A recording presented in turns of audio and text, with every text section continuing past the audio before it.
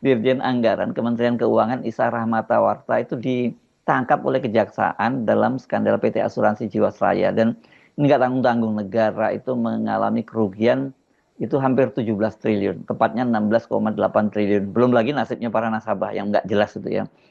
Kendati korupsi itu terjadi saat dia masih menjabat Kepala Biro Perasuransian Bapepam, tetap saja ini menimbulkan pertanyaan, bagaimana mungkin orang seperti ini dipilih oleh Sri Mulyani menduduki posisi yang sangat strategis, Dirjen Anggaran. Dirjen Anggaran Departemen Kementerian Keuangan ditangkap, yaitu berita kriminal. Anggaran dipotong oleh Presiden untuk penghematan, itu berita ekonomi. Tetapi kalau Dirjen Anggaran ditangkap ketika justru anggaran dipangkas untuk penghematan, itu artinya kerakusan dari sang Dirjen Anggaran itu melebihi kemampuan kita untuk membayangkan tersedianya makanan siang bergizi. Ini soal serius karena Sri Mulyani sebagai Menteri Keuangan mengupayakan supaya insentif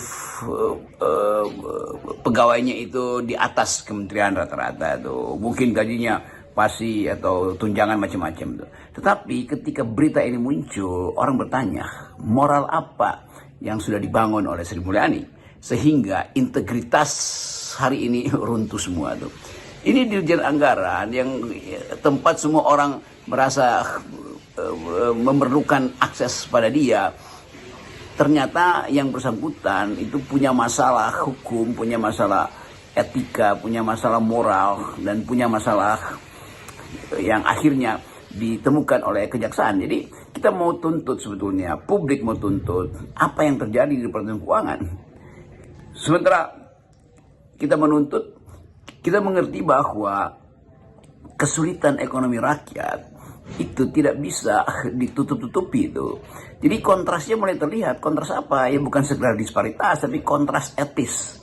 Bahwa kementerian disuruh berhemat dengan impact bahwa pertumbuhan ekonomi akan terhambat karena tidak ada dana trickle down dari pemerintah, state spending ke wilayah masyarakat sipil, UMKM segala macam. Sementara sang dirjen itu koruptor. Sementara di publik ada isu supaya Jokowi diadili. Jadi kita ada di dalam satu kekacauan, sebetulnya unorganized political culture, unorganized political ethics, segala halnya terlihat unorganized. Tapi dalam keadaan unorganized itu, satu hal yang ingin dimintakan kejelasan oleh publik adalah peran Sri Mulyani apa kalau begitu di situ.